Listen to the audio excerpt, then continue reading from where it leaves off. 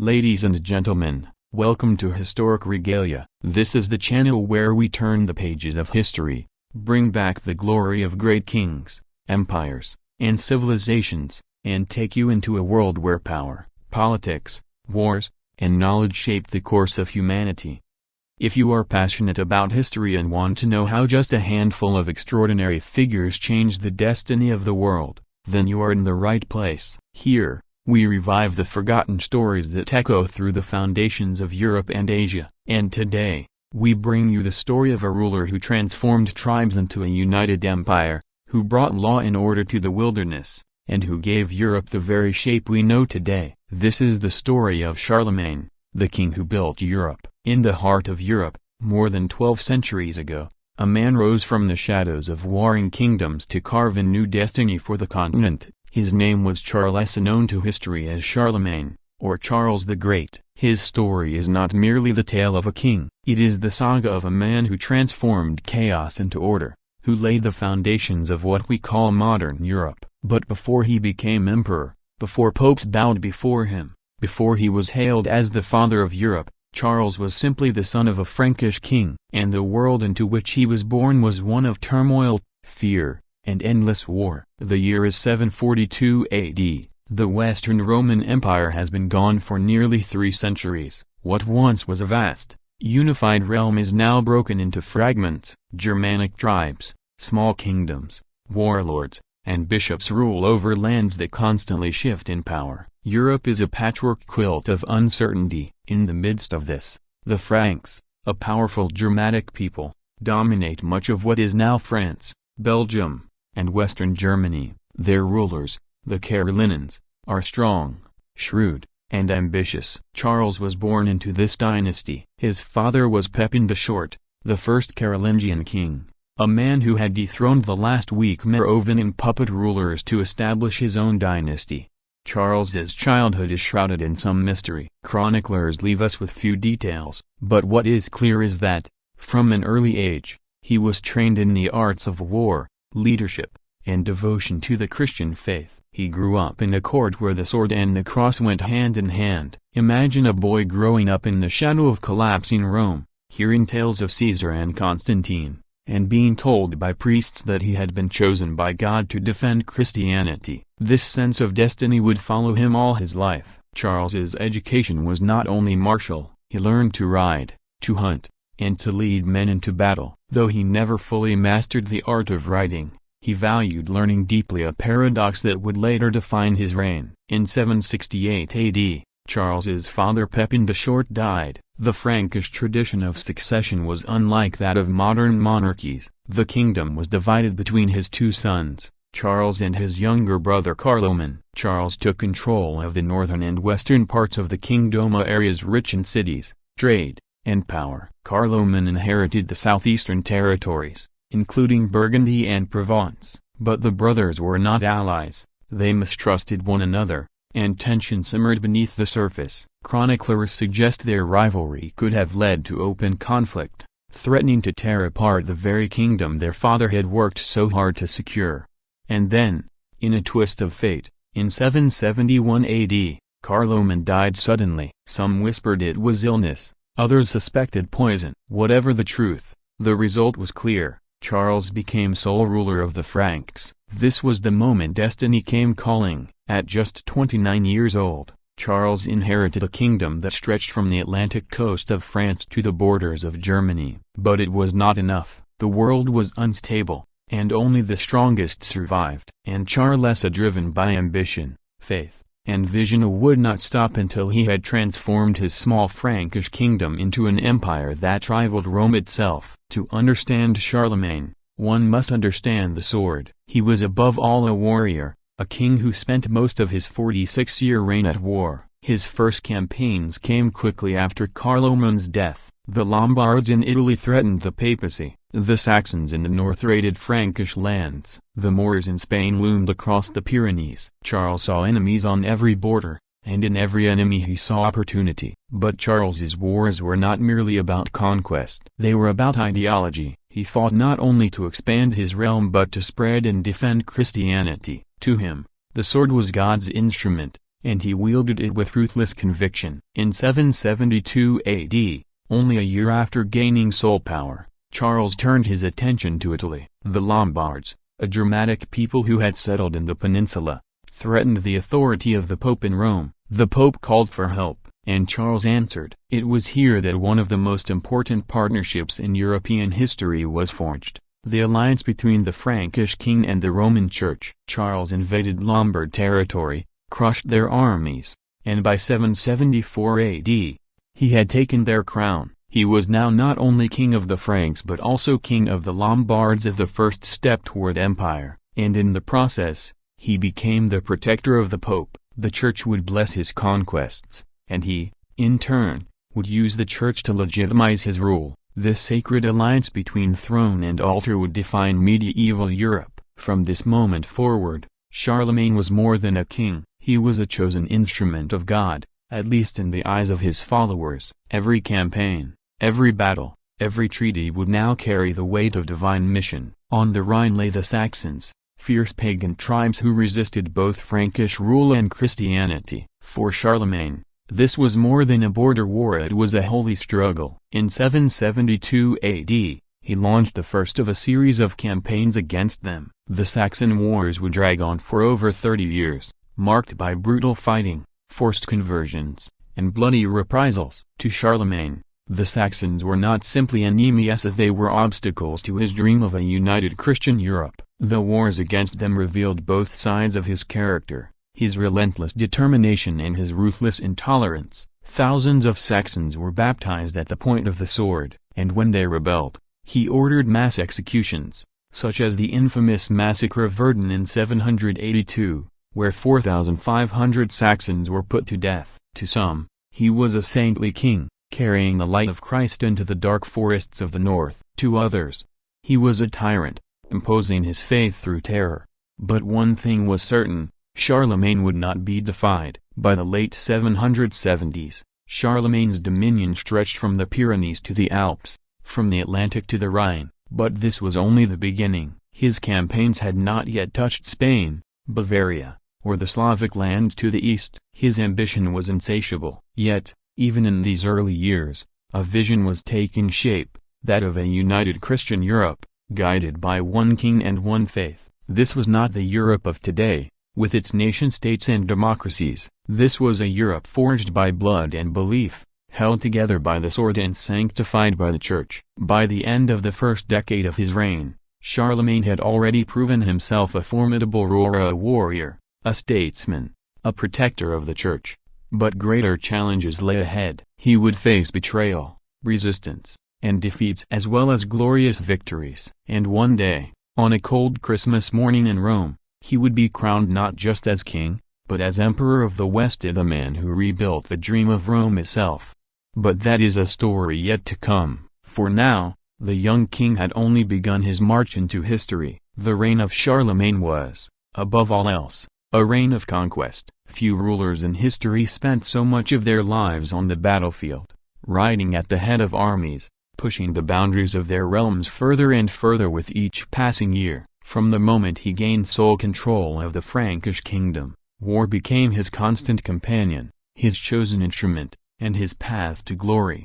The campaigns of Charlemagne were not random raids, nor the reckless ventures of an ambitious warrior. They were systematic, deliberate, and guided by two great motivations: the expansion of Frankish power and the defense and spread of Christianity. To Charlemagne, these two goals were inseparable. Each conquest was both a political achievement and a divine mission. The wars began in earnest with Italy. The Lombards had long dominated the north of the peninsula, threatening the independence of the papacy in Rome. When Pope Hadrian called upon Charlemagne for aid, the Frankish king responded swiftly. In 773, his armies crossed the Alps, marching down into Lombard territory with determination. After a bitter siege of Pavia, the Lombard capital, their kingdom crumbled. By the spring of 774, Charlemagne had taken the Iron Crown of Lombardy for himself. For the first time, a Frankish king held dominion over Italy, and the papacy had found its greatest protector. This conquest set the tone for the wars that followed. Charlemagne's armies would move relentlessly, guided by both sword and cross, conquering territory while binding it to the Christian faith. The alliance with the papacy meant that each campaign could be framed as holy duty, even when political gain was just as important as spiritual triumph.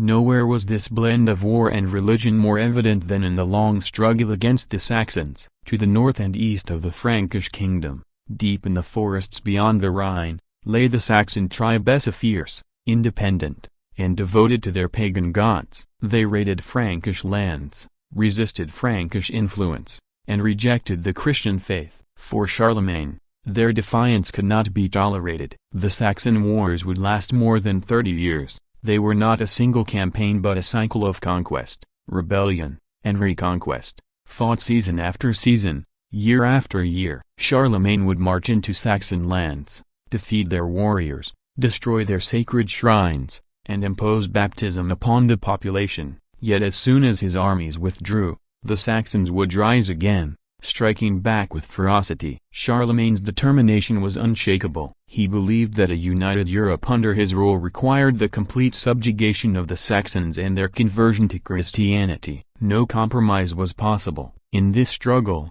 he displayed both his patience and his ruthlessness. The most infamous moment came in the year 782, when, after a Saxon revolt, he ordered the mass execution of some 4,500 prisoners at Verdun. To his supporters, this was the stern justice of a king defending the faith. To his enemies, it was a massacre that revealed the darker side of his mission. The wars against the Saxons dragged on for decades, costing countless lives, but in the end, Charlemagne prevailed. By the close of the 8th century, the Saxons were broken, their pagan gods cast down, their people baptized into Christianity. It was a victory that reshaped the northern frontier of Europe, binding it firmly into Charlemagne's realm. Yet the Saxons were not his only concern. To the south, across the Pyrenees, lay the Muslim-ruled territories of Spain. In 778, Charlemagne led an army into Iberia, seeking both to defend Christian rulers who appealed to him for aid and to extend Frankish influence beyond the mountains. The campaign was difficult,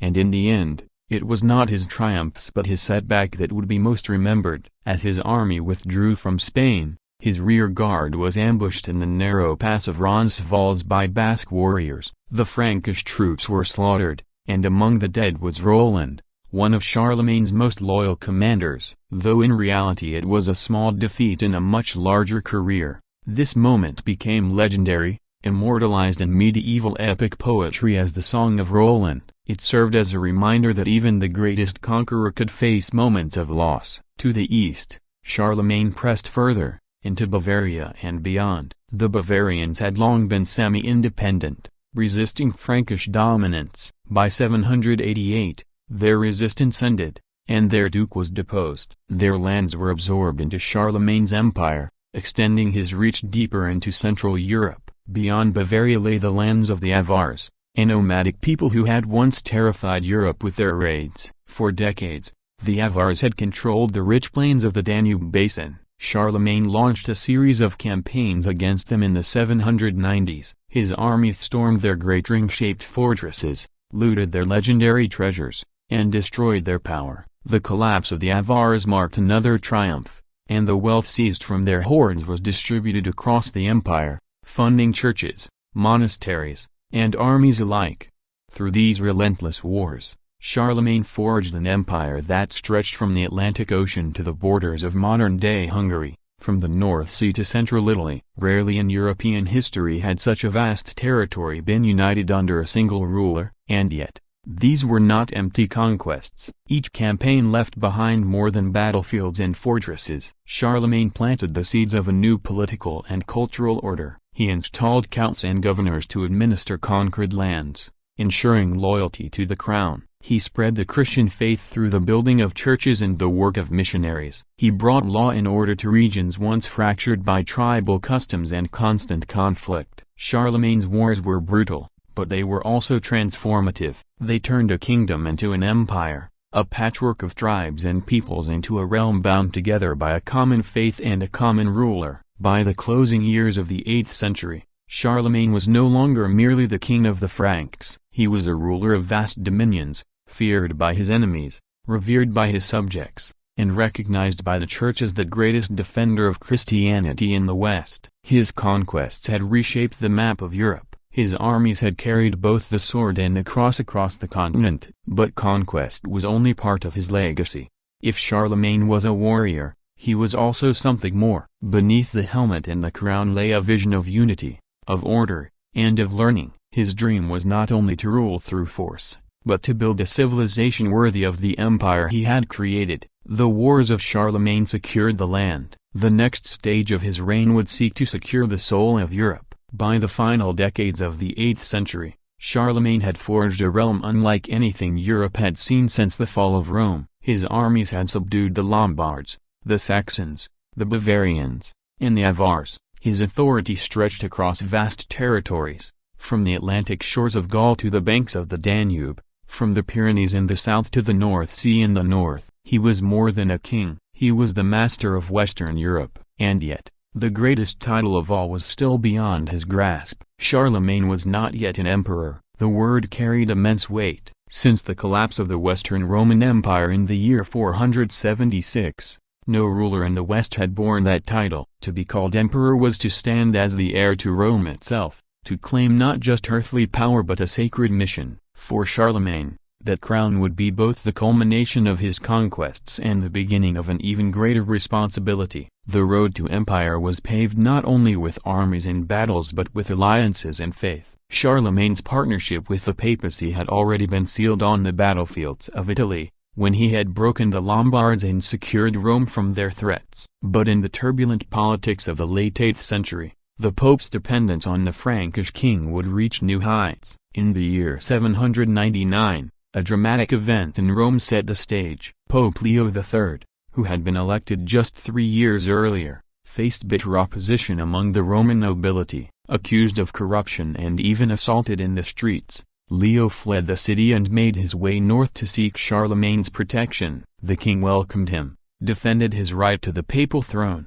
and escorted him back to Rome. By doing so, Charlemagne established himself not just as an ally but as the protector of the church itself. The partnership between pope and king was now absolute. For Leo, Charlemagne was the shield of the papacy, the defender who could restore stability. For Charlemagne, the support of the pope offered something even greater: divine legitimacy. A king might rule by blood and sword, but an emperor ruled by the grace of God, crowned by his vicar on earth. On Christmas Day of the year 800, in the great Basilica of St. Peter's in Rome, history reached its turning point. The vast church was filled with the chanting of priests and the scent of incense. Charlemagne knelt before the altar, in humble devotion, when Pope Leo placed a golden crown upon his head. With this act, Charles, king of the Franks and Lombards, was proclaimed Imperator and Roma, Emperor of the Romans. The coronation was a moment heavy with symbolism.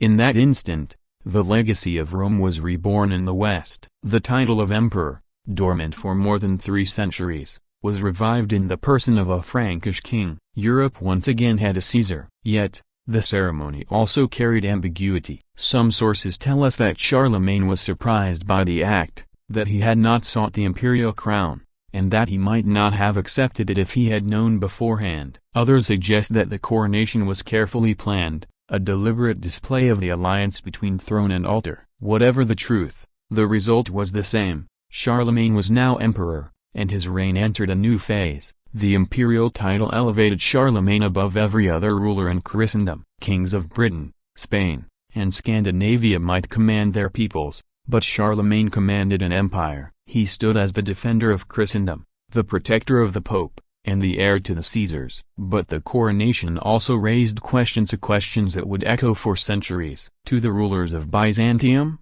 in Constantinople, there was already an emperor, the Eastern Roman Emperor, who considered himself the sole heir of Rome. From their perspective, Charlemagne's coronation was an usurpation, an insult to their authority. For decades, relations between East and West would be strained by this dual claim to the Roman legacy. For the peoples of Western Europe, however, the meaning was clear. Charlemagne had been chosen by God, crowned by the Pope, and charged with the sacred duty of defending and guiding Christendom. The empire was more than a political entity. It was a spiritual mission, binding faith and power together. As emperor, Charlemagne began to shape his realm not only through conquest but through governance. He sought to impose unity, order, and law upon his vast dominions. His officials, called missi dominici, traveled the empire as the king's envoys, ensuring that counts and local lords remained loyal. Laws were written down, judgments delivered,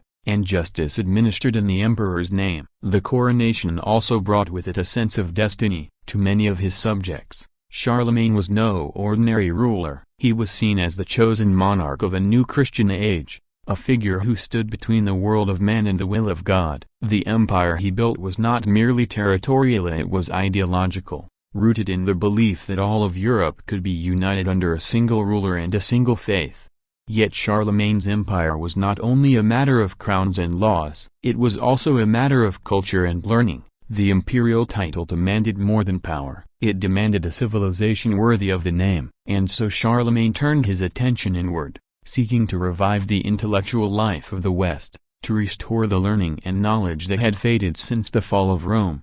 The making of an emperor, then, was not simply a matter of battlefield victories or papal blessings. It was the forging of an identity, the creation of a ruler who could embody both the warrior strength of the Franks and the sacred mission of Christendom. Charlemagne had become more than a king, more than a conqueror. He had become the symbol of a reborn empire. The crowning of Charlemagne in Rome was not the end of his journey, but the beginning of a new chapter. The emperor would not rest on his laurels. His reign still had decades to run. Decades in which he would build schools, sponsor learning, codify law, and attempt to bind together the diverse peoples of his empire into one civilization.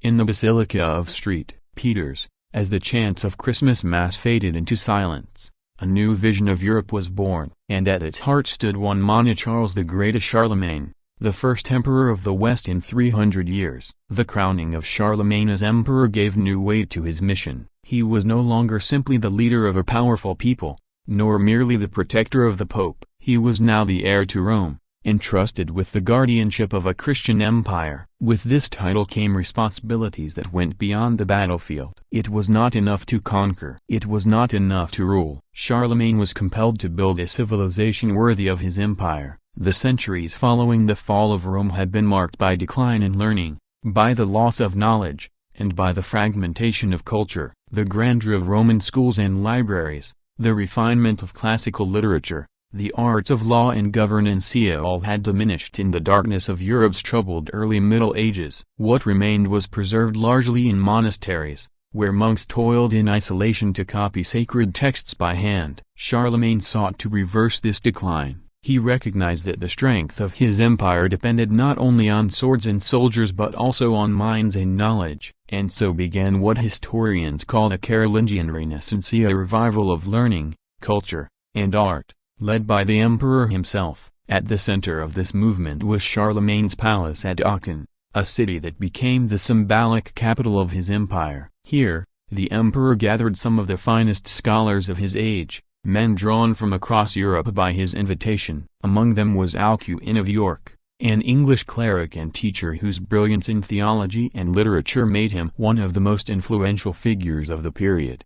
Under Alcuin's guidance, a palace school was established, where not only the children of the nobility but even Charlemagne himself took part in learning. Though he never mastered the art of writing, Charlemagne studied grammar, rhetoric, astronomy, and theology. He loved to debate, to listen to readings of the Bible, and to encourage the study of classical works. His personal enthusiasm gave the movement momentum. The revival of learning spread throughout the empire. Monasteries were instructed to establish schools, not just for monks but for laypeople as well. Bishops and abbots were ordered to promote literacy, to ensure that priests could read the scriptures correctly, and that the word of God was not corrupted by ignorance. In an age when even kings and nobles often could not read, this push for education was revolutionary. Central to the Carolingian Renaissance was the reform of writing itself. Before Charlemagne's reign, Latin texts were written in scripts that were often cramped,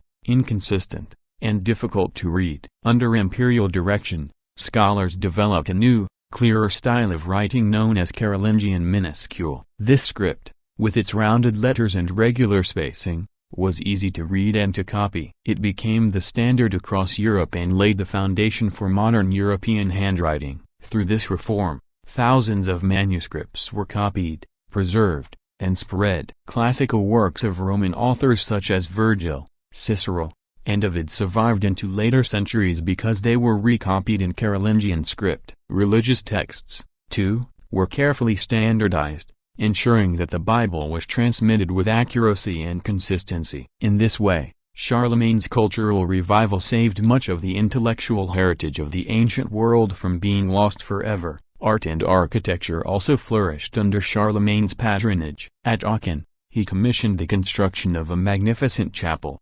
inspired by the grandeur of Roman and Byzantine buildings. Its domed roof and glittering mosaics reflected the emperor's ambition to link his reign to the legacy of Rome and to the Christian Empire of the East. Throughout the empire, churches and monasteries were built in a distinctive Carolingian style, blending classical inspiration with new creativity. This flowering of culture was not limited to scholars and architects. Music, too, found new expression. Under Charlemagne's rule, Gregorian chant was systematized and promoted across his empire, bringing a sense of unity to the liturgy of the church. The rhythms of prayer and song that echoed in abbeys and cathedrals across Europe bore the mark of his cultural policy. The Carolingian Renaissance was, at its heart, a movement of preservation and revival. It was not a radical innovation but a deliberate effort to rescue the wisdom of the past and to place it in the service of the Christian present. Charlemagne's vision was that of a Christian empire bound together not only by loyalty to the crown and obedience to the church, but by a shared intellectual and spiritual culture. The impact of this movement cannot be overstated. By reviving literacy, reforming script, and spreading schools, Charlemagne and his scholars laid the foundations for the later flowering of medieval learning. The universities of the 12th century, the preservation of classical knowledge during the Renaissance, even the modern European tradition of scholarship all trace part of their origin to the efforts of the Carolingian age.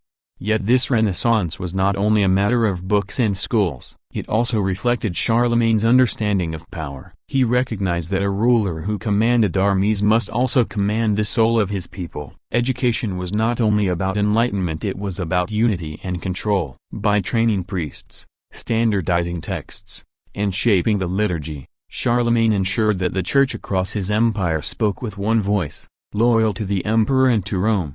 The Carolingian Renaissance was, then, both a gift and a tool, a gift of knowledge restored to a continent long in decline, and a tool of empire, binding together diverse peoples under a shared culture. As the 9th century dawned, Charlemagne's empire stood not only as a military power but as a beacon of learning. From Aachen radiated a new vision of Europe, one where kings and bishops, monks and peasants, all belonged to a single Christian civilization.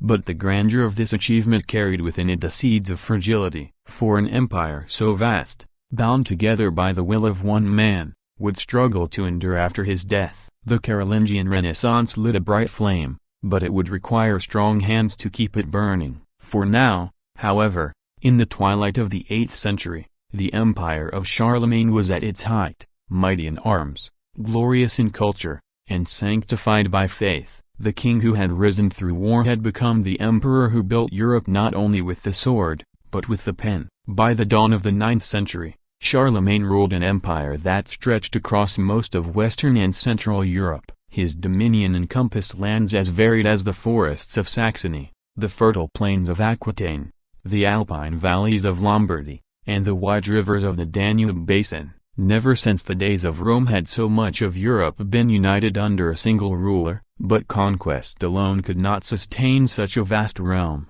To hold together peoples of different languages, customs, and traditions required more than armies. It demanded governantia in order that could transform a kingdom of war into a stable empire. Charlemagne, though born a warrior, proved equally formidable as an administrator. His reign stands as one of the earliest and most ambitious attempts to govern a European superstate. The heart of Charlemagne's governance lay in the idea of personal authority. Unlike later monarchs, who could rely on centralized bureaucracies, Charlemagne ruled in an age when communication was slow, literacy was rare, and local power often lay in the hands of independent lords. To overcome these obstacles, he developed systems that combined royal oversight with local responsibility, ensuring that his will could be felt from the Atlantic coast to the frontiers of Hungary.